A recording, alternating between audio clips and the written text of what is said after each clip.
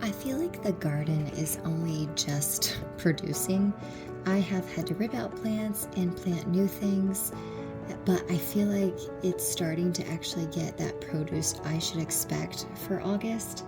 And I suppose it's okay because that just means that I didn't burn out, and I've planted an official fall garden with lots of seeds sprouting way faster than they did in the spring due to the warmth, even though I've had to really make sure that they've watered. I am only still able to get a few things every day, so that makes small batch preserving really nice. And with back to school, we homeschool, so just having a few minutes every day to try to preserve something is exactly what I need right now. And I'm starting with some homemade pesto. And if you love the Costco pesto, I found by accident from our local library seed sharing program a couple years ago that Greek basil makes it taste just like the Costco pesto. And then I do half pine nuts, half cashews, just for the sake of saving a little bit of money because pine nuts are more expensive. And then I did grow some home garlic, so I put some of my garlic olive oil in there. And my husband just bought this for me as a surprise, but it's an attachment to my stick blender, and it has all these different attachments. I've never had a food processor or anything like that. I'm finding it actually very useful.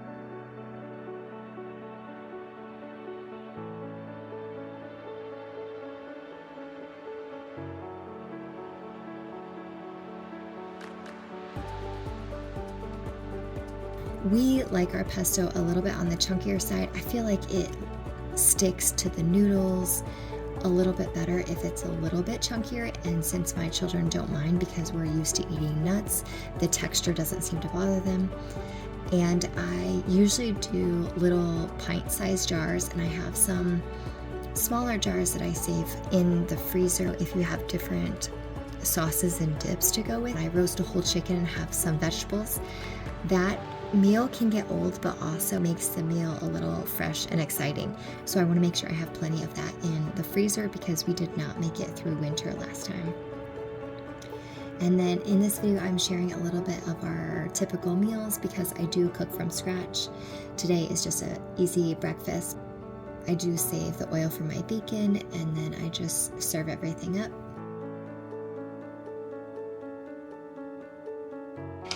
It was a little tricky to get back into once a month grocery shopping. I made my list using my menu plan for fall, but I kind of went in with the mindset that I'm gonna double these meals, and if I just need to do 2 weeks and just repeat the 2 weeks for the end of the month as far as the menu plan goes, that's what I was gonna do. I went and got my Azure haul. I went to the Amish store and I wasn't completely sure what I was gonna find. I was able to adjust my menu a little bit for some potatoes I found that were on sale, and I basically kind of am stocking back my pantry.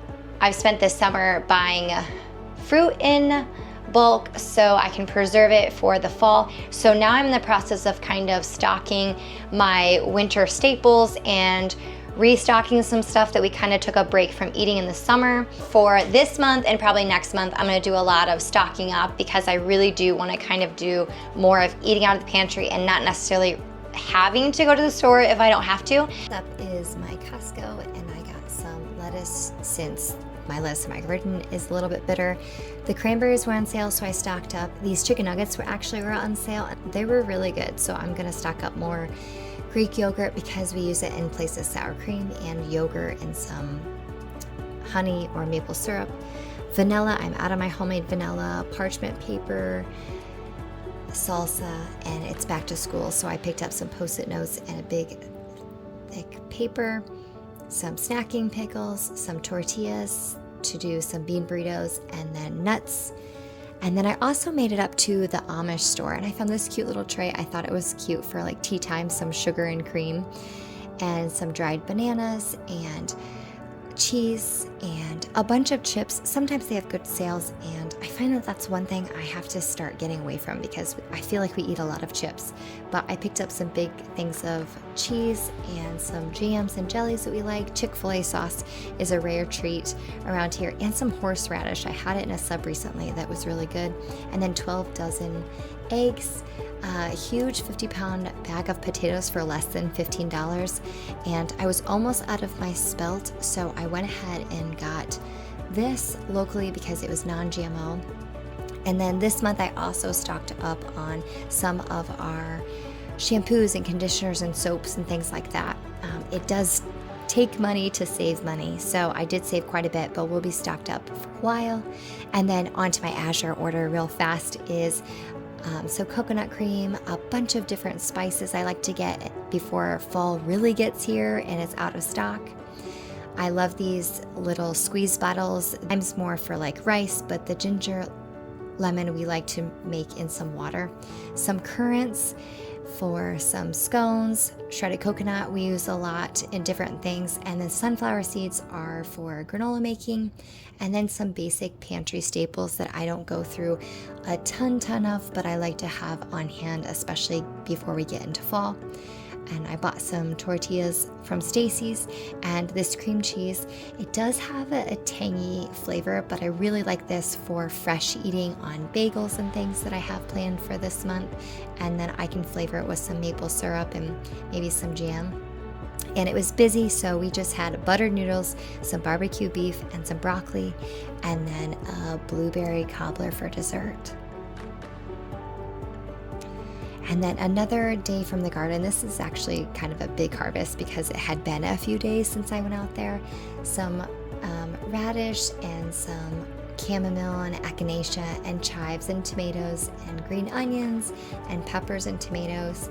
It was actually fun to get this much out of the garden at once because I have not been doing that.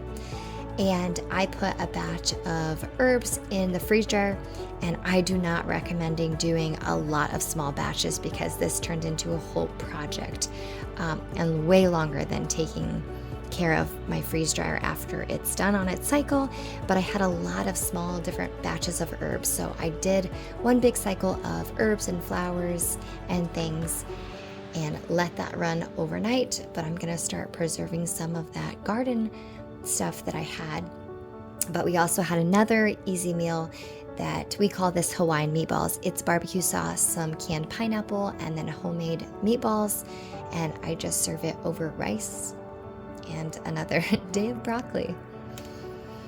And since I don't have a ton of tomatoes all at once, what I'm doing is setting some aside for fresh eating, but I also started a gallon bag that I am cutting up tomatoes and peppers and green onions and chives and things to make a pasta sauce later on. And I'm making a veggie tray for lunch, but then I figured since I was already cutting things, I was gonna throw stuff in this fuchsia tomato sauce bag. And then we actually have a pet rabbit, so some of those tops and things, even though we don't have chickens because we live within the city limits, some of that can go to our pet rabbit, and then some of it just goes into my stock bag in the freezer. And I did actually start a compost pile in the back, so we have that going this year also. And like I mentioned, it was a whole thing to get all of this herbs put away from the freeze dryer. I always fill up my drawer of herbs first, and then I have mason jars that I vacuum seal of all of the different herbs that I save.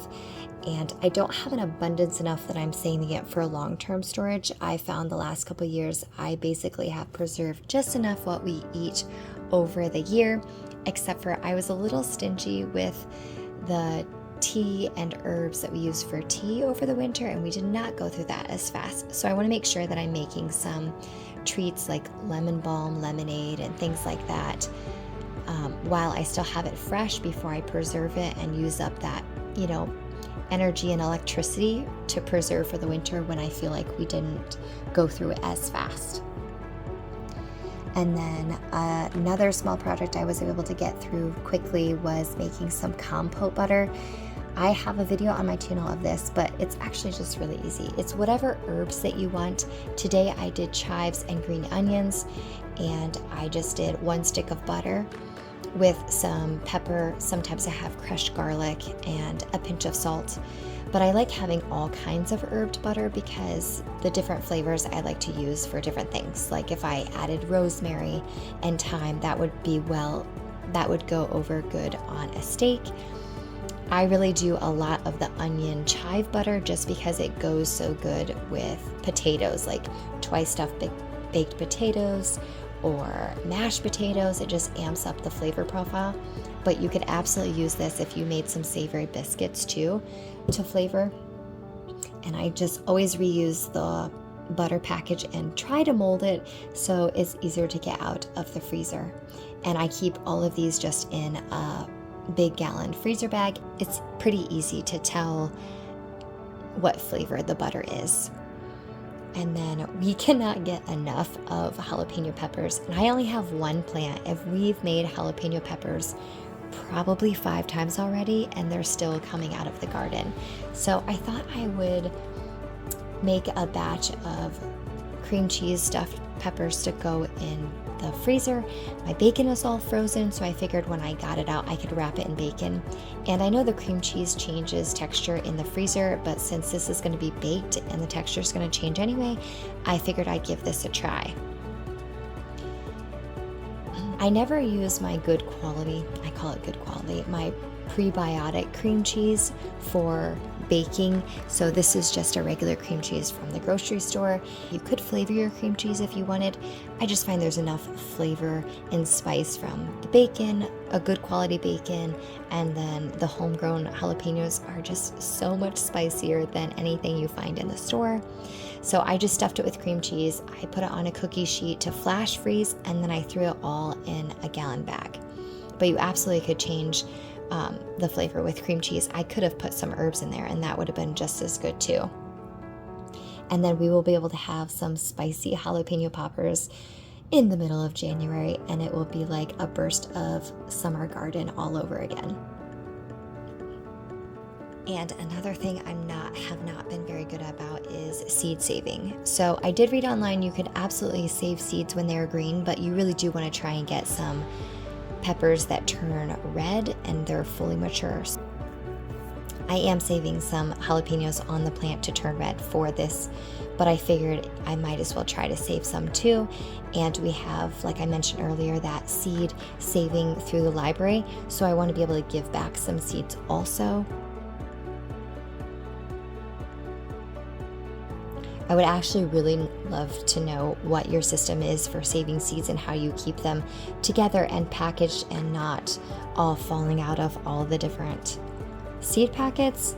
I know it's really good to get new seeds every year, but I want to come up with some home system that I can have when I save my own seeds also.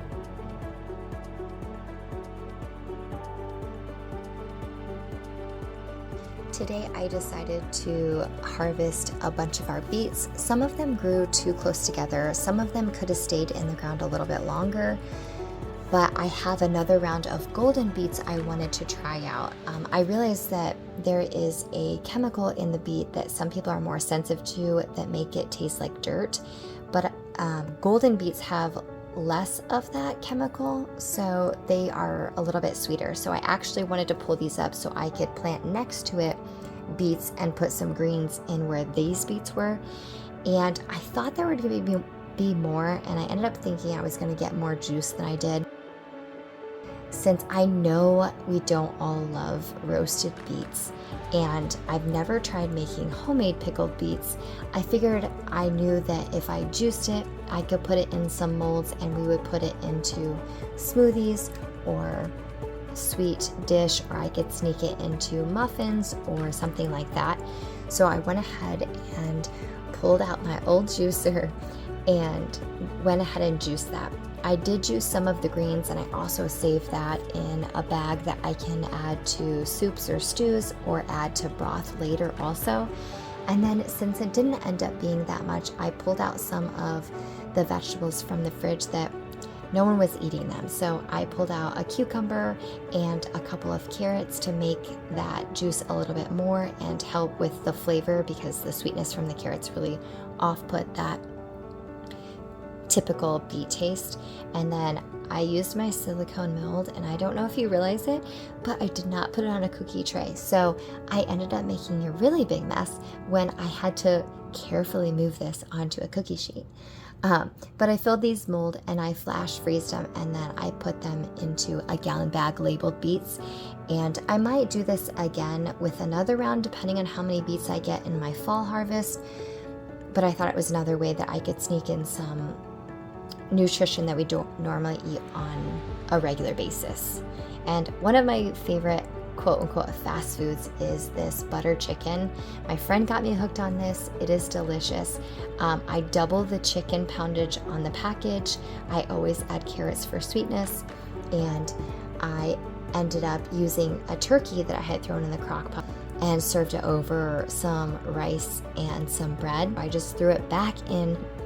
I didn't have to clean my crock pot tonight, and then let that cook all night, and then I ended up having broth